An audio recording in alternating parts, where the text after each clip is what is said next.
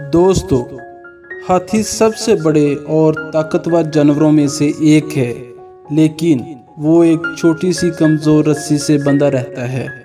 वो चाहे तो उस रस्सी को कभी भी तोड़ सकता है, लेकिन वो इस कमज़ोर सी रस्सी को कभी नहीं तोड़ता, क्योंकि बचपन से ही वो कमज़ोर और पतली सी रस्सी से ही बांधा जाता है। इसके दिमाग में ये बात बैठ जाती है कि मैं इस रस्सी को कभी नहीं तोड़ पाऊंगा।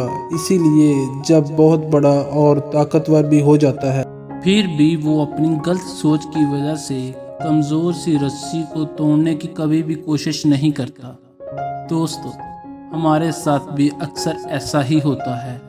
छोटे छोटे दुख, छोटी छोटी नाकामियाँ हम अपने दिमाग पर इतना हावी कर लेते हैं, हाथी की तरह गलत सोच दिमाग में बिठा लेते हैं कि जब तक ये दुख, ये छोटी छोटी नाकामियाँ हमारी ज़िंदगी से नहीं जाएंगी तो हम आगे नहीं बढ़ सकते, हम कामयाब नहीं हो सकते।